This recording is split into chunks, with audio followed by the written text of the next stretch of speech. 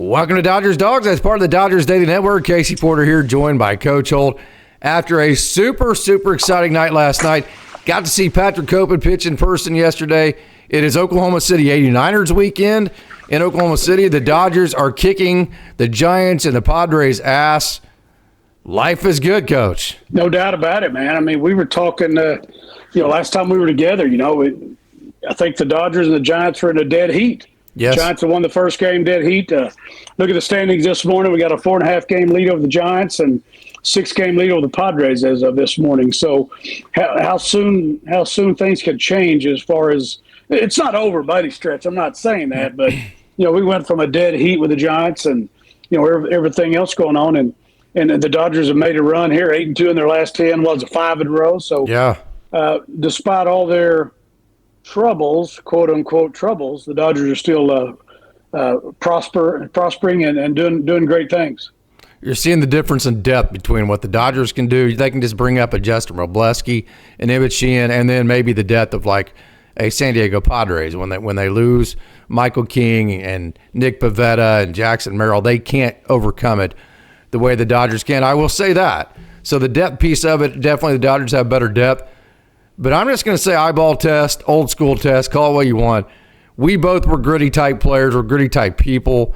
We're salt of the earth Oklahomans, that kind of deal. It's just who we are. So we love the gritty part of the game. The Dodgers point blank are grittier than the Padres. When the Padres try to punch the Dodgers punch back harder. When the Dodgers punch back harder, it seems like the Padres have nothing to offer past that. So it just feels like the Dodgers are a much mentally tougher team, much more confident and grittier to me. I think we saw this team grow into that last year, Case. We talked about that several times, probably too many for the Yes. Dodger Dogs are probably getting tired of hearing, but it is. Yes. That's how they won the World Championship last year, their grittiness. It is. They became that team. I would, we all tend to agree. Before that, I don't know if they were that team.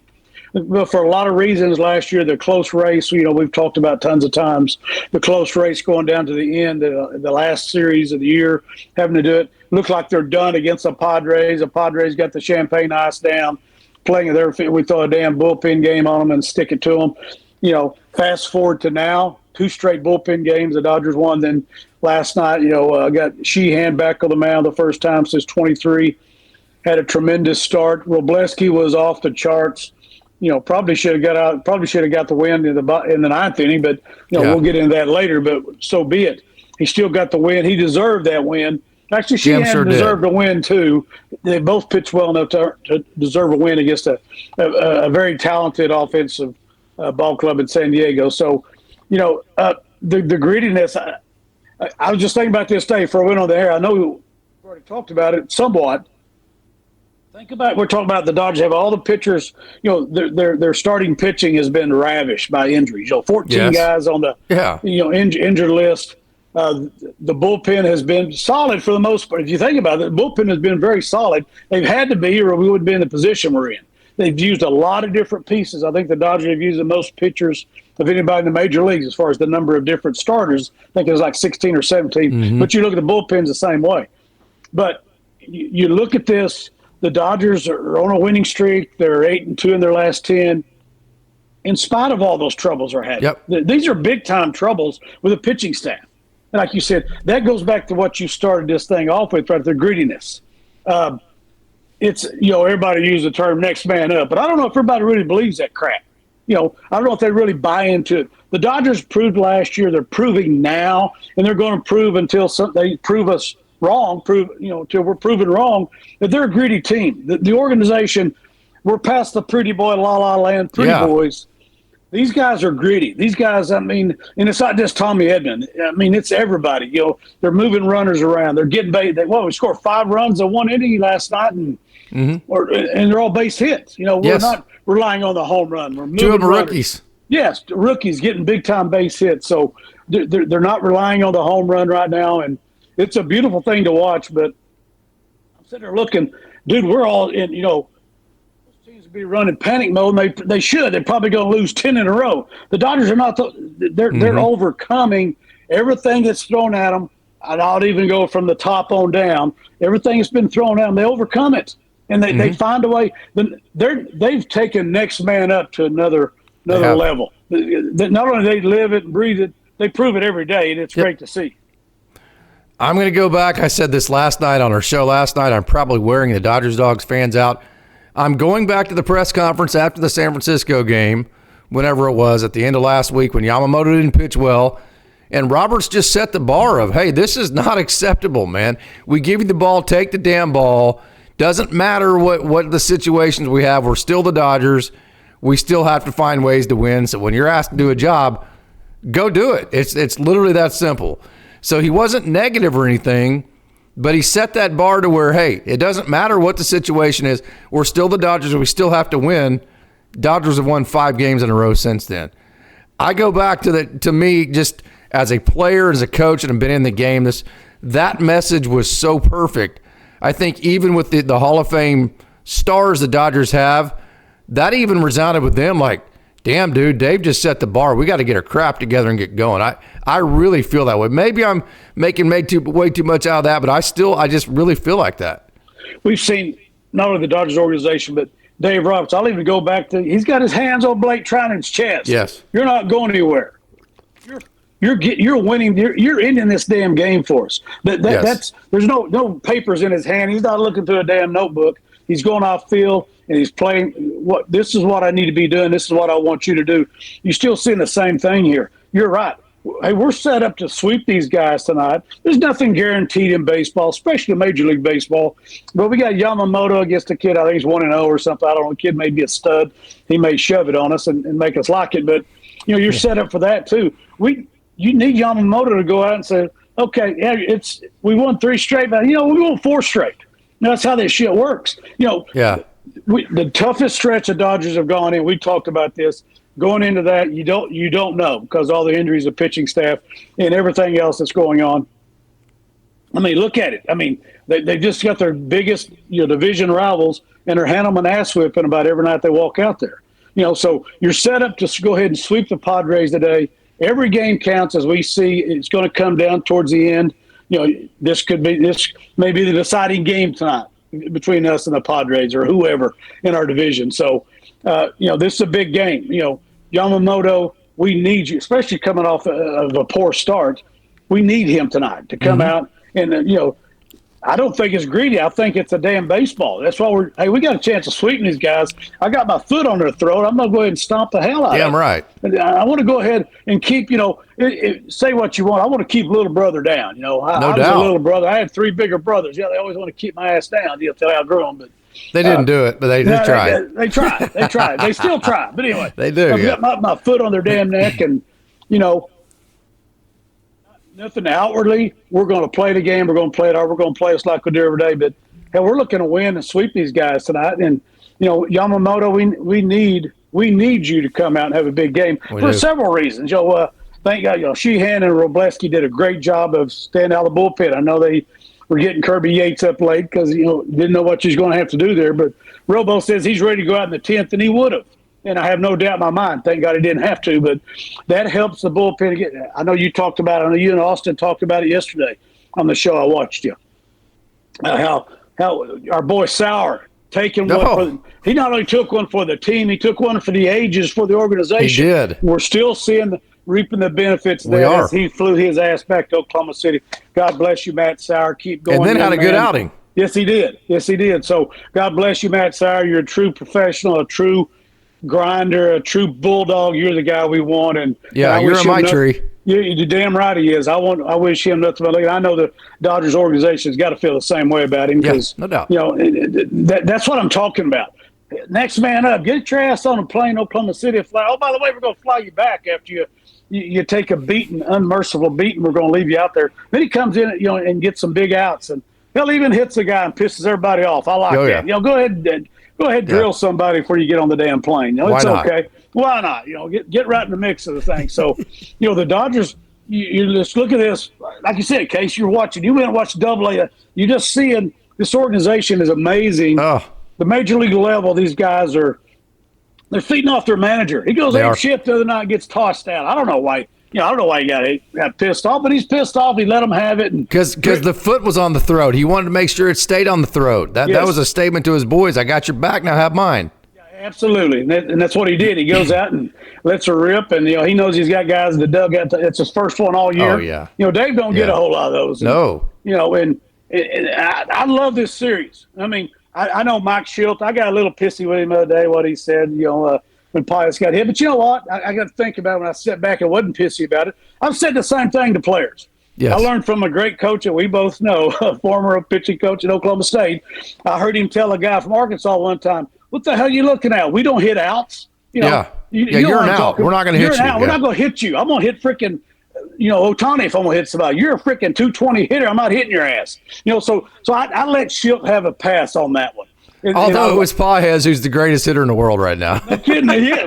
As a matter of fact, he may be the MVP in the league right now. But anyway, I'll give Schilt a pass on that. I still got a respect for the guy as a manager because I read a story yesterday after the Dodgers pulled it off. And the last line of the story was Schilt goes, "I love it. I wish we could play every day." That's the guy. That's why he's a good manager. Yeah. And I do too. The blood gets boiling. There ain't nobody worried about blah blah blah, just going through the motions. You ain't doing that crap. Nope. San Diego's not doing it. You're not doing it. That's why Mike Schilt's a good manager. And like I said, I'll give him a pass on that the other day because I've said the same shit to a Midwest City hitter who we both know real well. Get out of line, big boy. I know exactly what you're talking about. You know what I'm talking about. But anyway, we don't hit outs. So get your ass down. But anyway, so I'll give Mike Schilt that, but only because maybe I'm an asshole. I coach too. I've done the same thing. So anyway, great series so far. We need to keep that foot on the neck and wrap it up tonight with a sweep. I think last night was unintentional to Andy Paez. Pitchers are trying to pitch him up and in. If you watched a couple of the pitches, even to lefties, I can't remember the pitcher's name, but he was missing to that location all night long. That was unintentional. You could Kolek was his Kolek. Matter of fact, Kolek was with Great Lakes and with the Dodgers organization in 2021. Kind of interesting. Andy Paez played.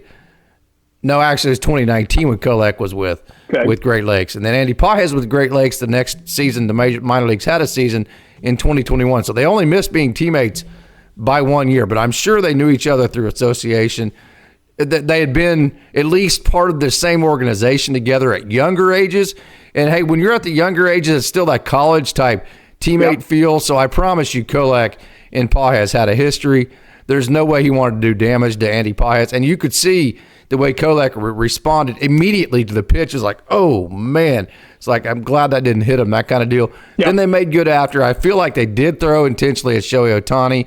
I don't feel like the first time to Paez was intentional at all. I thought everything was handled. Hey, it's baseball. The way that they have baseball nowadays, they don't leave players any repercussion other than to be able to hit each other because you have all these replays, you have all these rules, and that's the only thing you can do to police these types of situations. You get these warnings, and so the only thing you're left with is to do what we saw.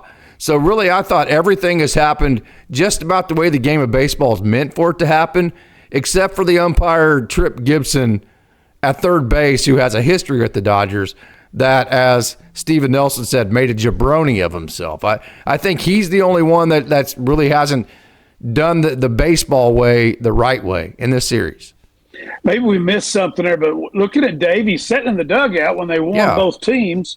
Then he was like, what? Then he comes and he's already gone. I didn't see exactly when he was tossed, but he was dang pissed after that happened. I don't blame him, but I'm not cute. I think everybody handled it the way they're supposed to. I don't think there's any doubt they threw it Otani. So they I will say they hit him in the hip. I started to say they went below the waist. I'll give them that. Baseball, as the old days, used to police itself. Especially as a hell of a lot different when you pitchers used to have to get a bat and get in the box. You're damn right. Things were a hell of a lot different then. Unless your name's Don Drysdale or Bob Gibson, didn't make a shit. Hit one of mine, I'm hitting two of yours. I still love the Drysdale rule. And but baseball can police itself. They always police itself, and I thought everybody handled it good. Schilt, whatever. I think all the teams handled it except for Tripp Gibson. Just go umpire, dude. Get the hell out of here. Nobody, he's got a right to question some things there, and whatever. Baseball is being baseball. I don't have any problem with anything went on. Case, I'm like you. I don't think it. The first time I know they threw it Otani. Okay, you hit him in the leg. That's what you're not trying to hurt him. Go for it. It's over. It should be over right there. But hell no, it wasn't over. Tripp Gibson kept it going. Yeah. And that sort of thing, And they did it, like you said, last night. Nobody lost their freaking mind. Luckily, Tripp was out at second base. He didn't have a chance to be a dumbass again. But whatever they were doing. But, nobody lost their mind, Yeah. the managers, the players. It's just, I got away from him. Let's go on. Let's keep going. No big deal. So, there's this deal that, hey, as soon as the game's over, the game's over. I think that's absolutely 100% correct. Like if you have an umpire that's hustling like a player Sure. and they miss a call or their strike zone maybe isn't that good or maybe they're just not a great umpire or whatever, hey, the game's over. It is what it is. You called what you called. You did your best. You hustled. You gave yourself the best chance to make the best calls. Whether I agree with all of them or not is irrelevant. The game's Right. over. We move on to the next day. But when you have a guy that's egotistical, a guy that's inserting him into games and trying to make himself a part of the game when he shouldn't be, that's not, hey, as soon as the game's over, the game's over. That's lasting because, I'm telling you, the only time I've seen you really piss at umpires, Coach, is whenever you felt like they were taking something away from the kids because they were on an ego trip. Yep. And that didn't go away the next day. If that happened in May, you were still pissed about it in July just because of the personal aspect of that. So I think that's where we saw the frustration from Dave. Yeah, I don't think any doubt about that. Just don't personalize the things. Make the calls you got to make. They go do the replays. That wasn't a replay situation, but that sort of thing right there. And I don't know Tripp Gibson. I don't know his damn numbers. I don't know how he's rated. I don't know. Hell, he may be a hell of an umpire. So I probably shouldn't be talking about that. But in this situation, I didn't think they handled it well. I'm watching of course, we're watching the NBA Finals because it's local to us, Case. But Yeah. Rick Carlisle comes out. Everybody's going nuts over Scotty Foster. Rick Carlisle says, "I've known him 30 years. He's a great referee. He's doing the best." He's not making excuses for his team being down 3-2. First of all, he knows they're good enough to come back and win 2 straight, still win it, Sure. which they are. They're still good enough to win it. Rick is not giving his team an out. That's why he's a great coach, probably a Hall of Fame coach, or he will be, Rick Carlisle. So it's the same concept there. Hey, Scotty Foster, whatever you like, whatever everybody else talks about him, he said he's a great referee. I'm going to live with it. Same way here. Gibson may be a hell of an umpire. You probably keep up that more than I do. I don't know. I don't. I just thought in that situation, he inserted himself somewhere where it probably didn't be inserted. And I'm talking as a Dodger Dog fan and a former coach who would get pissed off at a deal like that because why am I talking to you? I know they got the crew chiefs. Is he the crew chief? Maybe he is a crew chief. Whatever the case may be. He didn't need to be in that conversation at that time. I didn't think it wasn't heated until David got tossed and it became heated, which I don't blame him. No doubt. So the job of an umpire is to bring a fire extinguisher, not a gas can. That's kind of the way I'll put that. Absolutely. I feel like he brings a gas can with him, which is not a good situation. So let me back up Dalton Rushing, Coach. Okay. This game, in my opinion, has to start and end with the rookies. You got Dalton Rushing, Hae-Sung Kim. Hae-Sung Kim and Dalton Rushing were instrumental in that 5-run, whatever it was, 5th inning. Right. Dalton Rushing had the hit to give the Dodgers the lead. Hae-Sung Kim had a base hit in that inning. Andy Pages had a sacrifice fly after a Max Muncy triple, which was a lot of fun to watch Max Muncy lug around the bases, get to third base. But Dalton Rushing, okay, it's kind of a game that I know he had the big hit, and you're going to concentrate on that. But his offering last night went way beyond just that one hit. So if you notice the sequence that him and Sheehan came up and in on Manny Machado, and Machado wanted to act like Manny Machado, and Dalton Rushing was getting ready to throw it back and stopped and looked at Machado like, I'm going to kick your ass if you continue on with this crap. So that not really. But it's a statement to the pitcher like, hell yeah, we just came in high and tight. We just buzzed his tower. Yeah. And we did it because we're getting ready to sit his ass down because I don't give a shit who the hitter is right now. You're better than he is. You're going to execute these next 2 sliders off that high and tight fastball, which Emmett Sheehan did. That sequence of Dalton Rushing getting into I'm going to kick your ass mode, zero fear mode, that just ask Jack Little, the guy they just put on the 40-man. He said it in our last interview. That flows through the veins of his pitchers when he injects them with it. It's an amount of confidence and kick ass that he can put into his pitchers from the catcher spot. Then he was great behind the plate. He's probably pretty sore today, no doubt about that. So I thought the influence of the way he called the game, the way he injected confidence into Robo and Sheehan, didn't matter who the hit was, and then got the hit, and then also he let Will Smith be off his feet the whole game, which made him fresh to come and hit the walk-off. You can't say enough about the impact of Dalton Rushing last night. Well, Case, we all love catchers from Smalley to my nephew Brad, your best friend Brad, on down. We love catchers.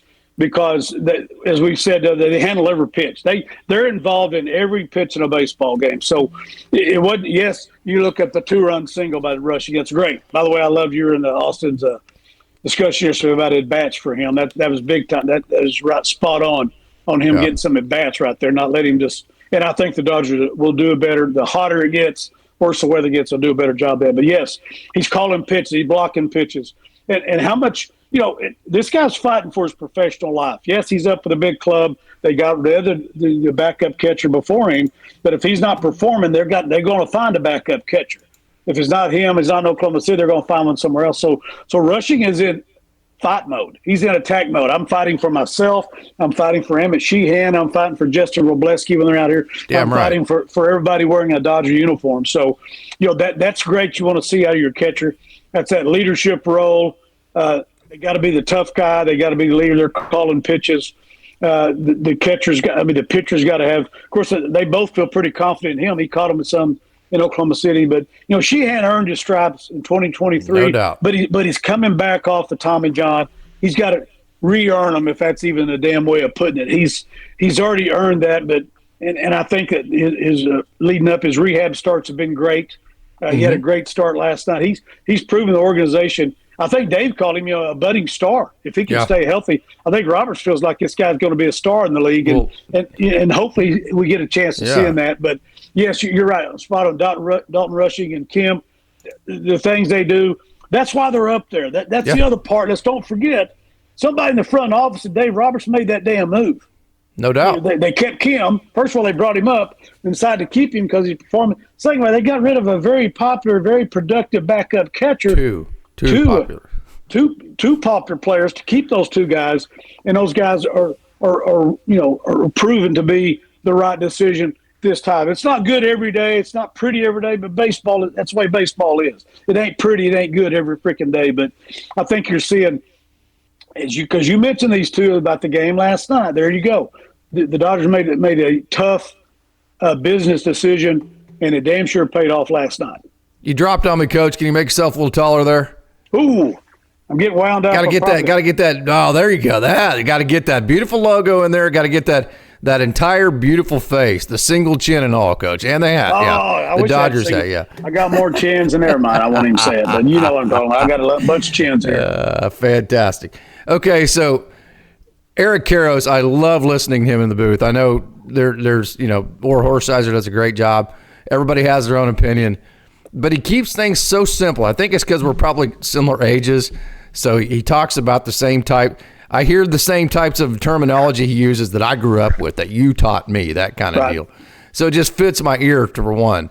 But about twice or two or three times a game, he'll make a comment that's so simple, but it's so true. Because he's like me, Coach. Like, you don't like the analytics, you're a little older. Austin loves them, he's younger. I'm that generation that's both. I grew up with no analytics. Yep. I mean, I grew up with statistics, but not analytics. My entire adult life has had the analytics, so I can go either way. So Eric Karros is kind of that guy, too. You'll see him float in and out between using analytics and then going, you know what, screw that. Like you do, put the damn notebook down, just use your eyes. So the comment he made on him is Sheehan. Hey, you can use whatever advanced metric you want on a guy's Stuff Plus or whatever you want. All you need to do is watch the opposing hitters. Watch how they're reacting to the stuff he's throwing south. The opposing hitters will tell you everything you need to know about how good somebody's stuff is. And just watching the way guys like Manny Machado and those guys, like even Luis Ariz on the base hit he got, it was ugly. Just watching the way that great hitters were reacting to Emmett Sheehan's stuff last night, you don't need advanced metrics. Just watch them. They will tell you everything you need to know about Emmett Sheehan. That's great. I totally agree with you, Case. That's a great point. Karros is spot on that, and it goes back. I'll give you a quick story. Years ago, we always used to go to Houston to watch the Dodgers because that's the closest we could get there, or St. Louis to watch the damn Dodger game. But Houston had a great pitcher back in the day. A lot of young people probably don't remember a guy named James Rodney Richard, J.R. Richard. He was 6'8", 250 pounds, doing a million miles an hour. He's all arms and legs coming at you. And it seemed like every time we go to the Astrodome to watch the Dodgers, J.R. Richard take the mound. And it's funny that you say it. We were sitting close enough one time, and you could see every Dodger hitter with that back out of the box looking in the dugout like, oh shit. This is, I mean, you can almost see This it. isn't fun. This ain't gonna be a good day, boys. You know what I mean? But you're exactly right. They just you can sit and look at each other, and just like, oh my God, I'm gonna get the hell out of here. Because he's anyway, he was. That was a terrible story. The young man had a stroke and ruined ended his career, but could have been one of the greats of all time. But anyway, it's a spot on what Eric was saying. You don't have to. I don't need a notebook in front of me when I'm watching. It's the same thing I always did, Case. I'm old school. I'm old. You know the whole damn story. I usually knew when I was going to the mound, I was taking a guy out or not. Yes. Because if I go out there, first of all, when I go out and say, "How you feeling?" What I want to hear is, "I'm good, coach. I got it." Yeah. And 99% of them say it. One of them ever says something else, we'll get the hell out of here then. Okay, whatever. For a while, yeah. For a while. But usually, even back in the men's Somalis over there, I got a red man. He's got some Copenhagen in. We're, watching the damn game. I could tell when a guy was done, or he could, or sure. We'd get together. I didn't need a pitch count. I didn't need blah, blah, blah. Yeah, hey, they're on them. Yeah, they're on him. They're taking good swings on them. About time to go. Yeah, you can see his velocity. I don't need a damn gun. I can see his velocity. I can see how he's finishing pitches or whether he's not. You can watch a guy pitch. If you're a baseball guy, if you coach for a long time, you don't need anything else telling you what the guy's done. Hell, yeah. I've seen enough. But whatever. So there's that. But the other part of it, you can read it.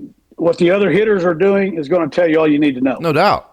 If they're getting half-ass swings, if they're up 2-0 and still, for some reason, and still taking a half-ass swing, first of all, that's not very good philosophy. You need a 2-0. I want you to knock the damn wall down, whatever. I used to tell them, whatever. Then we'll worry about it with 2 strikes. We'll half-ass swing. We have to try to fight it off. But anyway, those hitters will tell you. So that's spot on right there. That's great to see the way the game ended up last night. And I don't. Is Eric? You listen to him on the radio? Is he on the Dodger broadcast? He was on the MiLB Dodgers, but the Sportsnet LA. I got to get on. I was watching another deal. I need to get on there so I can listen to him. That's a great comment, though. Yeah, he is awesome. So that leads me into, okay, Dodgers fans complain a lot about, hey, the Dodgers use too many analytics. Dave uses too many analytics. He's like a robot. He just go, and he does, Coach. I mean, he will go with. There's been I've learned this. Okay. Like 4 or 5 years ago, I was like, what in the hell are we doing? What, blah, blah, blah, blah. This is a stupid. And then I've actually let myself pay attention. So my opinions on Dave have come from not from a position of like wanting to always be positive, I used to get really pissed about these things, and I let myself just sit back and go, well, damn, if you'll actually pay attention, that worked. That worked. And then you go, well, hell, we did 10 of these. 1 of them didn't work. 10 of them did. This is actually working. If you actually sit back and look at all the decisions that are made, obviously almost all of them are correct. So that's where my position comes on Dave. So I understand where people come from. There's too many analytics, too many robotic type things. But actually, Dave's one of the best managers in the game. The players will tell you. Landon Knack will tell you. He told us that in our interview this summer. Of actually knowing his players and knowing the eye test part of things. So last night, here you have this rookie. It's against the Padres. You need to win the game. See what you got, big boy? See all that notebook full of analytics over there? It's closed because I'm bringing you in because you have passed my eye test. We want to see what you got. I love that old school. No, you're right, Case. And I know me and you've talked about this. Being a small time coach here, you get a spray chart. As you go for a spray chart where you got each hitter shows where they're hit. If you got a small sample size, it really ain't worth a damn. But if you've got a big sample size of a lot of at bats, you're getting a pretty good handle. And you've got notes on what the guy can hit, what he can't hit. That's invaluable. Even on us on a high school and American Legion level. Think about, Case, you at Guthrie High School, Stillwater High School. Somebody walks in with a stack of all this freaking information. Now, I'm not going to live on it during the game, but I'll guarantee you I'm looking at it. Yeah. I'm guarantee you I'm making notes of so-and-so's hitting 080 against this guy.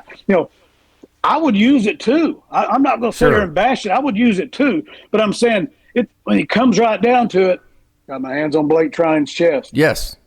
It comes down to the person. Do you trust him? In the World Series, yeah. Trust. Is that trust? You go off field. He still does that.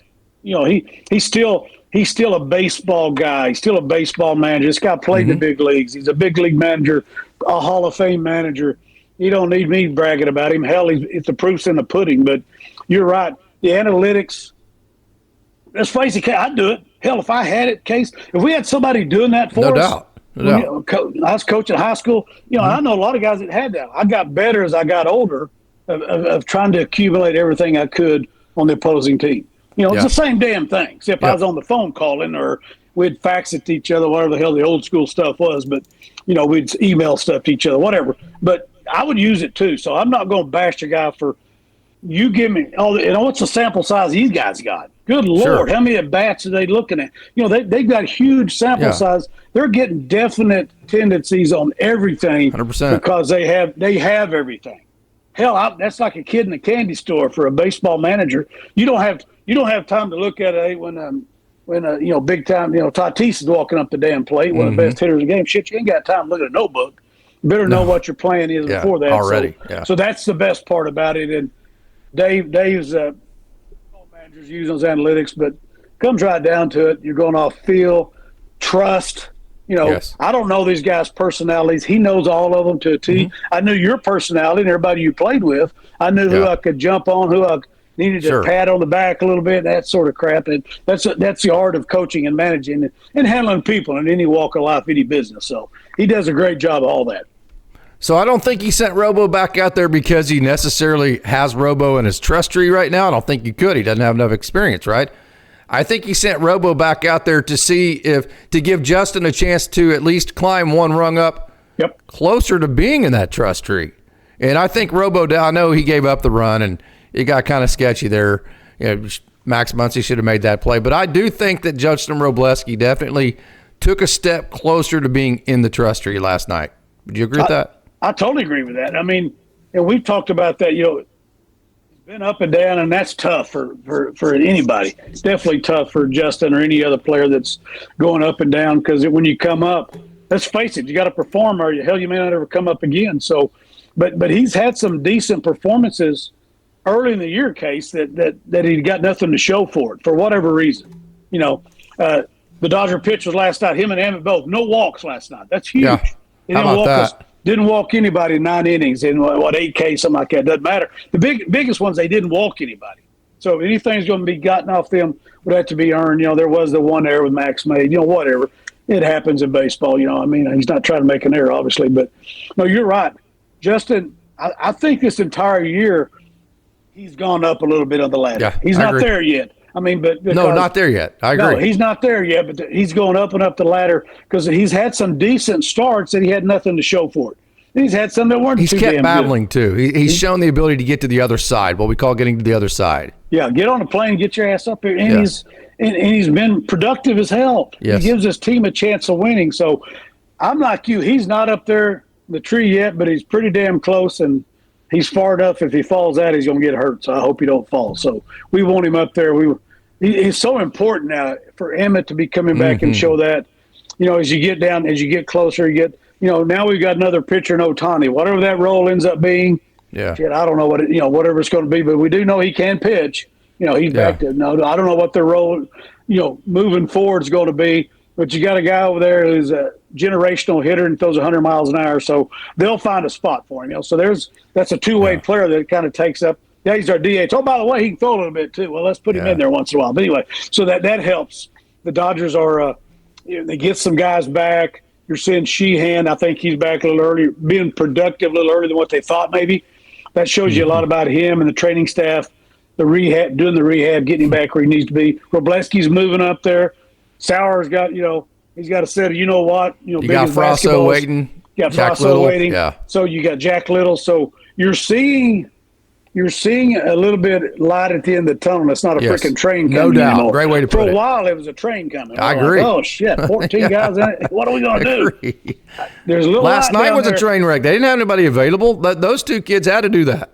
They had to do it or it's totally screwed. You're going to get your ass kicked last night and tonight because Yamamoto's not going to have anybody behind him either. So, again, I'll go back to Matt Sauer, taking one for the generational organizational move, and then here we are again. And these two kids last night, no walks, pitched outstanding. That's don't forget, this is a very good offensive team. They're missing Jackson Merrill, a big part of that. Yes. But this is a very good offensive team that's very capable, and the way they performed last night was just great. Gave their team a chance to win, and Will's over there sipping Gatorade and spitting seeds. And oh, by the way, grab a bat and go. Let's go home. Go on, Kirk Gibson on their ass, right? Yeah, Kirk Gibson. Let's go. I'm tired. I'm gonna go and get something to eat. Hit it to the same spot, too. Hey, last thought here. We won't get too far into the weeds. This is a conversation for another day. Right. Shohei Otani is the greatest player in our generation. He's absolutely awesome.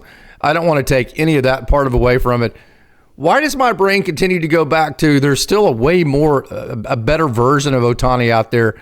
And then why do I keep getting frustrated that it's like, dude, quit pulling off the damn ball and just start hitting the ball to left center.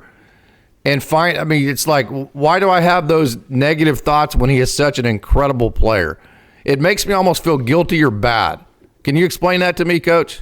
No, because you were coached at one time in your life by an old guy named me, and I feel the same way. You're just sitting there looking, this guy's 25 bombs, whatever, 50, whatever he's amazing. He's amazing. He's generational. Then I'll sit there. They keep throwing sliders down and in on you because you can't hit the damn thing. Whatever. I know there's major league hitting coaches, hitting instructors. The Dodgers got them.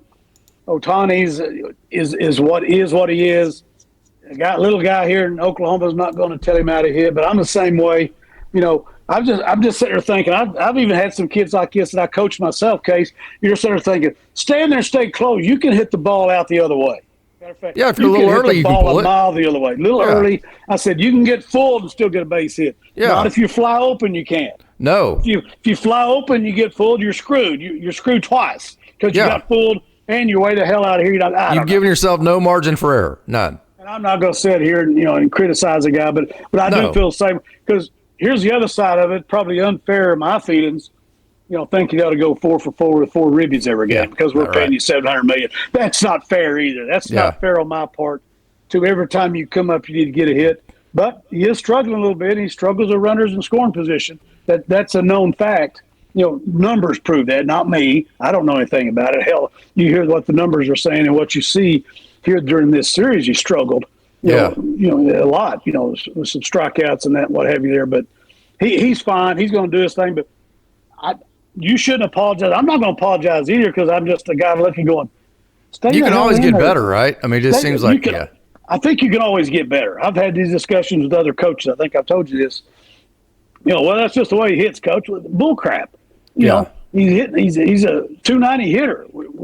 That's good enough, but but we need to make some adjustments. We can make an adjustments to make yourself a better hitter. I know these guys work every day. They're off the tee. They're in the soft toss, short toss. They're doing everything to make themselves better, and I'm sure he is too. So I'm not here to criticize, but I am here to be an old baseball coach going, quit pulling off the damn ball. Yeah, right. That's where I go. I'm not going to apologize for being that old cranky old man in Oklahoma going, quit pulling off the damn ball. Stand there. I'm not going to Good, so I don't have to either? No, I'm not going to apologize. Say you're not as old as me, but you can be cranky too when you coach. Okay. So yeah, absolutely. So we don't need to apologize for that because two things. We love the guy. We want him to do well. And like I said, it's unfair because I probably think you got to get a hit every time he comes up, but that's unfair on my part. So. Yeah, and then I find myself in a quandary. I'm like, dude, shut the hell up. This guy's the best player in baseball. Quit being an asshole and just like nitpicking. And I'm like, yeah, but damn, he actually is pulling off the ball. And he actually is better when he thinks. So it's like it's that fight in my head. Like I'm being a complete dumbass, analyzing negatively the greatest player of our generation. But then my other side of our brain's going, yeah, but you're actually there's a point to be made. So it's like, it's that fight, it's like at the end of the day, I just wanted to kind of throw my thoughts out there for everybody to hear. Maybe you think people listening think I'm a dumbass too. Me too. Yeah. I watch NBA Finals. Yeah. Block somebody out once in a while. Yeah, here's the Class A basketball coach, Barakoff from Beverly South. Class A basketball coach from Glencoe, Oklahoma. Block somebody out. Get it down. Block somebody off the damn boards. Whatever. And these are the greatest players in the world. Probably some of the greatest athletes walking the earth. But still don't mean I can't be a cranky old basketball coach in Oklahoma either and go block somebody out. Hell, take care of the ball. Take a good shot. I still do that shit watching the Thunder. As good as you are, you can still get better. That's right. You can still get better. Go Thunder, by the way. Yeah, absolutely. Hey, we're going to have a very abbreviated Down the Farm. We're going to cover 3 pitchers. I went to Tulsa yesterday. I promised I was going to see Patrick Copen in person.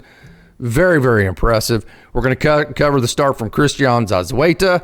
We're going to cover Logan Tabling from Rancho Cucamonga. We're going to cover Bobby Miller. And then we're also going to cover one more here, Coach. Very exciting news. Alexis Diaz made his debut with Oklahoma City. So 5 pitchers, and it's not going to be overly evaluative, but abbreviated Down the Farm because, hey, we had so much to talk about on our Dodgers segment today. That was super fun. So, Coach Holt, thank you so much. You bet, man. Great to be with you. Great to see the Dodgers. The way I just love watching them every day. I know our Dodger dogs are the best in the world, and they feel the same way. And let's go ahead and get the old broom out on the pod tonight. They'll go ahead and kind of send them back home with another L on their list. LFG, 2 exclamation points to that one, Coach. Yes. Hey, I love you. Love you too, Case. Take care. All right, Dodgers Dogs, you are the absolute best crowd out there. Not the biggest, no doubt, but absolutely the best and smartest baseball crowd on the planet, no doubt about it. So with that, let's not waste any more time. Let's get right to it, and let's take a trip down on the farm.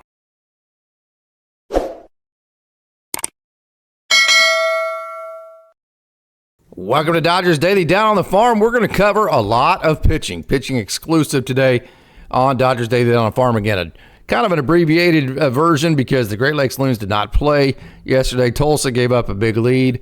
Oklahoma City had a big day, but we've covered a lot of their offensive players many different times, and we have some specific outings that we want to make sure and spend enough time on. And so we're not covering, so we're not the jack of all trades, master of none. We want to be the master of the great pitching yesterday. And we're going to start at the single-A Rancho level. Christian Zazueta. Wow. What another great outing. Another 5-inning outing. 1 hit, no runs, 10 strikeouts, no walks. So when you look at what him and Sheehan did and Robo last night, 9 Ks and no walks. On the book end of that, at Rancho, you had Christian Zazueta, 10 Ks, no walks. That's typical for him. He is a professional glove hitter. This is a young man the Dodgers traded Caleb Ferguson for. That is absolutely a professional glove hitter. He puts the ball in the strike zone. He is being tutored by Ramon Troncoso and Brandon Bailey as his pitching coaches at Rancho. Both of those coaches have major league experience, and they are making an absolute huge impact on his career to this point. Yesterday, he was on his stuff. This is his second back-to-back 5-inning outing to where he has done very, very well. His outing before, it was like, okay, he didn't have his A stuff like Mike Lindskog, the play-by-play guy, was talking about. But we got to find out how he grinded through maybe having his not A stuff and still get through a really nice 5-inning performance. Yesterday, though, he had all of his great stuff, and so we got to see when Zazueta has the fastball right in the top of the zone, that devastating slider, just how easy he can make it look. So Christian Zazueta, he is just continues to rock and roll in this Dodgers system. He is becoming a very, very much so a rock star at the single-A Rancho level. Again, there's just a lot of pitching in the system. But beyond that, I mean, this guy is just really killing it. So super excited for what Christian Zazueta is doing in the system right now. And then another guy, Logan Tabling. I want to talk about this young man out of Illinois who is also having a really nice year right there. Okay, got the week. This is from actually Tuesday night. So you've had back-to-back incredibly good starts for Rancho. Tuesday night from Logan Tabling. And then last night from Christian Zazueta. Tabling went 4 innings, 1 hit, no runs, 5 strikeouts, 2 walks. So you've had 9 innings of starts for, look at that confidence from Tabling. I love that. You've had 9 innings of starts so far this week at Rancho. You have had exactly 2 walks. You've had 15 strikeouts and only 1 run given up in 9 innings from your starter. So this young man, Tabling, has a very full pitch mix, fastball, sweeper, cutter, change. He's topped at 97. So the velo is good, but he's great execution. Lots of confidence. He's fiery. ERA down to 2.97. He's given up just 1 run in his last 2 innings. So wanted to make sure and give a lot of just cred and just some time here on Dodgers Dogs Down on the Farm to a young man who's having a wonderful season, and that would be one Mr. Logan Tabling. So the next guy we're going to get to, I promised you I was going to head over to T-Town, to Drillville, to Tulsa to watch Patrick Copen's next pitching performance live, and definitely got to do that. Took my beautiful bride of 25 years. We headed east about 2 hours. We stopped at McDonald's about halfway there, got us a six-pack of chicken nuggets, of which I only ate about 2 or 3 of them because I'm not eating quite as much nowadays. We went over to the beautiful One Oak Stadium there, and we took in some great Drillers baseball. Super excited to get to see Patrick Copen in person. You're seeing it here. The thing that's really going to blow you away from him, that's a 96-mile-an-hour fastball. So what I want you to notice is just how easy. That's anywhere from 94 to 96. Look how easy he makes 94 to 96 look. I mean, it's just like a stroll in the park to him. And then another thing you'll notice, too, is that there's that slider. That slider is devastating, too. That's the second thing you'll notice. There's the slider again. So he started pitching backwards. You can see he's from West Virginia. He pitched in Great Lakes. And it was humid yesterday. So the execution piece was tough because the ball, I'm sure the grip was very difficult to continue to have a good grip because you were sweating so much. So he pitched backwards the second time through. He landed several early in the count sliders. He had the devastating 2-strike slider. His fastball, just easy power at 94 to 96. And then also what I wanted to do is I wanted to back up. There's that cutter there. So he has a cutter too. Watch to the arm side. There's that cutter there again. To the arm side right there. See how that fastball actually tails? That's what I want you to see. Watch this one more time. Fastball tail to the lefty right there. See how that kind of has a right turn to it? But then his fastball to the glove side corner, it almost looks like a slide. That one tailed right there again. That one there, it almost looks like a slider because he's so tall. It's so angular. There's that devastating curveball. He's so angular, it comes across the zone so much. There's another great slider to end the inning. He's so angular, it comes across the zone so much, it gives the appearance of being almost like being a slider. Let me forward to this so you can kind of see the effect that I'm talking about here in just a second. Right here, across to there's the arm side, the glove side there. It looks like a cutter. See that one there? Because there's so much angular movement to it. So good to see Patrick Copen and having a good outing last night. And then also the 2 outings, we're going to move up to AAA Oklahoma City. Cody Hosey had 4 hits last night, but we are going to get into all of the pitching. And so I wanted to make sure and cover well enough the great pitching outings. Nick Frasso had another good outing. Edgardo Henriquez had a good outing last night. We're not going to cover them on this show because I wanted to spend enough time on one Mr. Bobby Miller, who, hey, turned in a good outing last night. He's had some good outings this year, but it's always been 1 step forward, 2 steps back. So the trick's going to be after this good outing, can he keep from having 2 steps back? Yesterday, though, 5 innings pitched, 5 hits, no runs, 7 strikeouts, 2 walks, 101 pitches, 61 strikes. He threw a bunch of sinkers. He threw 24 sinkers. Matter of fact, his sinker was the second most pitch. The second pitch he threw the most. He threw the second most sinkers of any other pitch. I think that's how you should put it there. And he landed that sinker right at 60% of the time, exactly 58%. That's perfect. And that sinker was 98 to 100. So a sinker with movement that's in the zone almost 60% of the time, that's 98 to 100. You definitely can't beat that. His secondaries are going to be able to play off of that. Then he can throw that 4-seam up in the zone. He can land it to that glove side on the outside corner, and then he can play his secondaries off that. For instance, he didn't have to throw his curveball for a strike because he was throwing so many strikes with his sinker. Because of that, he was able to use his curveball as a whiff pitch, and he got 38% of whiff rate off of his curveball. And he was also able to locate his 4-seam. He only landed his 4-seam a little above 40% of the time, but it was effective because he was throwing so many strikes with his sinkers. He could locate his 4-seam to parts of the zone that were safe, and really not even just were safe, but were also parts of the zone that were able, up in the zone to beat hitters, and not just beat barrels, but beat bats as well. So what the sinker does for him, it gives him the ability to steal strikes, get some easy outs. So we're not every count's going like to a full count, because he doesn't necessarily miss bats with his sinker. He does miss barrels, which means That's a pitch that can induce weak contact, and then his four seam and all his secondaries can get all the swing and miss the bats. So great outing, Bobby Miller. Now you have to just wait and see if he can capitalize on that moving forward. Then the last guy we're going to cover here, how about Alexis Diaz making his debut in the Dodgers system? If you remember, the Dodgers traded Mike Villani, who the Dodgers drafted last year out of Long Beach State. They drafted straight up for Alexis Diaz. 75 career saves with the Reds. Alexis Diaz this is every pitch. This is not a highlight film of Alexis Diaz. So 75 career saves. He was an all-star just 2 years ago in 2023. He had 28 saves last year. He had 37 saves 2 years ago. So this is a guy that he's been an all-star again, has big-time Major League experience. He was, again, traded. Amazing that the Reds traded him as fast as they did, but they did. Now the Dodgers have him. We'll see if they can hone him in and get him back to that all-star level. Threw 12 pitches yesterday. 9 of them were fastball, despite some of the ones you've seen get away. 67% of the fastballs he threw were strikes, and he was 94, touched 95 yesterday. But the spin rate got almost all the way up to 2,700. So you're talking about a fastball that can touch 95, that can touch spin at 27. You're talking about a guy that's been an all-star 2 years ago, 28 saves last year.